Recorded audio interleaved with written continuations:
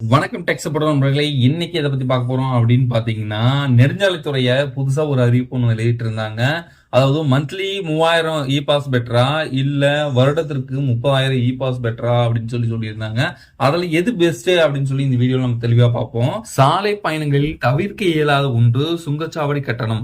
தொழில் ரீதியாக அடிக்கடி பயணிப்போர், சொந்த காரணங்களுக்காக பயணம் மேற்கொள்வோர் என யாராக இருந்தாலும் சுங்கச்சாவடிக்கு கடக்காமல் செல்ல இயலாது. இந்நிலையில சில இடங்களில் சுங்க கட்டணம் அதிகமாக இருப்பதாகவும் அருகருகிலே சுங்கச்சாவடிகள் இருப்பதாகவும் மக்கள் புகார் கூறி வருகின்றனர். பயணம் முடிந்து செலவினங்களை கணக்கிட்டால் சுங்கச்சாவடி கட்டணம் பெரும் பங்கு வகிக்கிறது என்பதை யாராலும் மறுக்க முடியாது. ஒவ்வொரு முறையும் காசு கட்டி சுங்கச்சாவடிகளை கடந்த போது இருந்த புலம்பல்களை விட ஃபாஸ்டேக் வந்த பிறகு கண்ணுக்கு தெரியாமல் கட்டணம் கழிக்கப்படுவதால் கொஞ்சம் குறைந்திருக்கிறது. இந்நிலையில தேசிய நெடுஞ்சாலைகளை அடிக்கடிக்கு பயன்படுத்தும் நடுத்தர வர்க்கத்தினர் மற்றும் தனியார் கார் உரிமையாளர்களுக்கு வருடாந்திர பாஸ் திட்டத்தினை அறிமுகம் செய்திருப்பதாக மத்திய நெடுஞ்சாலைத்துறை அமைச்சர் தகவல் தெரிவித்துள்ளார். இதன்படி தனிநபர் வாகன உரிமையாளர்கள் 3000 ரூபாய் செலுத்தி விட்டு ஓராண்டிற்கு டோல் பாஸை பெற்றுக் கொள்ளலாம். குறிப்பிட்ட ஓராண்டு காலத்திற்குள் எத்தனை முறை வேண்டுமானாலும் நாட்டின் எந்த ஒரு சுங்கச்சாவடியிலும் இலவசமாக பயன்படுத்திக் கொள்ளலாம் என தகவல்கள் தெரிவிக்கின்றன. மேலும்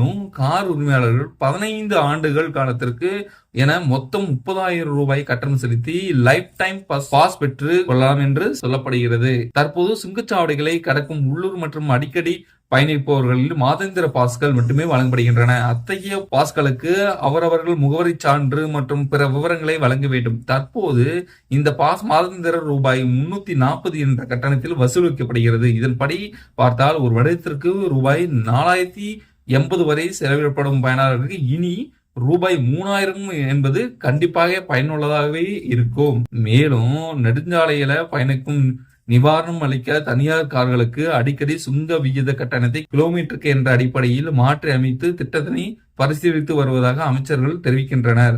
இந்நிலையில சுங்கச்சாவடிகளில் 2023-2024 ஆண்டு மட்டும் 55,000 கோடி ரூபாய் வசூல் செய்யப்பட்டுள்ளது.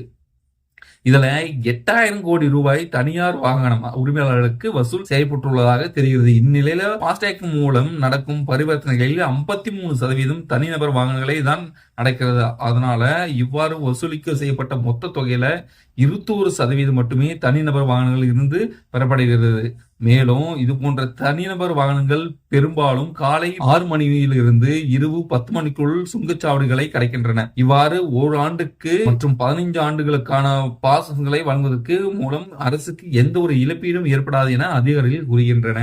இந்த புதிய திட்டத்தின் மூலம் பெறப்படும் கட்டண அட்டைகள் ஏற்கனவே உள்ள ஃபாஸ்டேக்குடன் இணைக்கப்படும் என்றார் மத்திய மந்திரி நிதின் கட்காரி தெரிவித்துள்ளார். இதனால என்னன்னா, கூடவோ குறைத்தோ சுங்க கட்டணம் வாங்குவது என்பது தவிர்க்க முடியாத ஒன்று என்றாகிவிட்டது. நிலையில பழுதடைந்த சாலைகளை கொஞ்சம் கவனத்தில் கொண்டு சீரமைத்தால் பயனர்கள் கொஞ்சம் மனசை தேற்றிக்கொண்டு சுங்கச்சாவடிகள் கடந்து செல்வார்கள். நான் கூறிய இன்ஃபர்மேஷன் கண்டிப்பா உங்களுக்கு யூஸ்ஃபுல்லா இருந்திருக்கும் நினைக்கிறேன்.